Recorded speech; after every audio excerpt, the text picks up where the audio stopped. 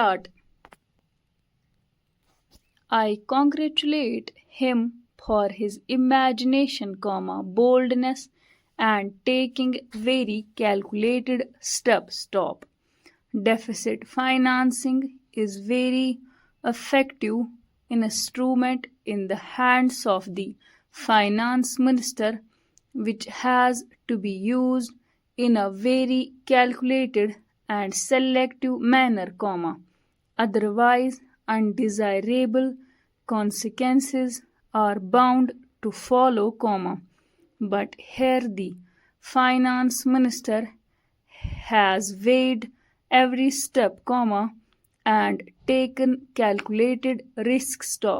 We can very well analyze the assumptions which he was having in his mind when he took this step, where he did not levy any additional tax, and left such big deficit uncovered. According to him, he had two or three assumptions. One is that monsoon is going to be good, we will have normal agricultural production, and with the stocks at our disposal, with normal monsoon, with good agricultural produce in our hands, there will not be any big problem. That is one assumption, Another assumption is what he has clearly stated in his budget speech, announcing a number of concessions in the case of direct taxes, he expects that everyone will behave properly. Exemption limit was raised from rupees 40,000 to rupees 50,000, surcharge reduced from 20 to 10%. He expects better tax returns to be filed so that he will be able to concentrate on major parties, leaving out the smaller one, as far as possible.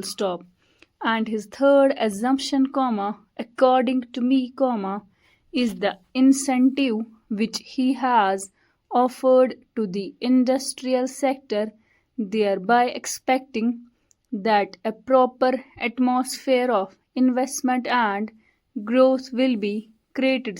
Now, these are the 3 or 4 assumptions on which he seems to have framed his budget proposals. Now, it is the people who have got the benefit, got all the concessions that the finance minister himself has offered without anything asking for the same. I do not think that any pressure was brought on the finance minister for these concessions. He on his own, knowing the working of the industry department, knowing also the working of the finance department, has announced so many concessions with a view to create a proper atmosphere of growth and production. He expects that his budget proposals will ultimately lead to greater production both in the industrial sector as well as in the agricultural sector. How best we respond is now left to the common people for whom he has announced so many concessions. As a matter of abundant precautions, I have 1 or 2 suggestions merely for his consideration. The first point which I would like to suggest will be about appreciable reduction in the non-developmental and non-plan expenditure.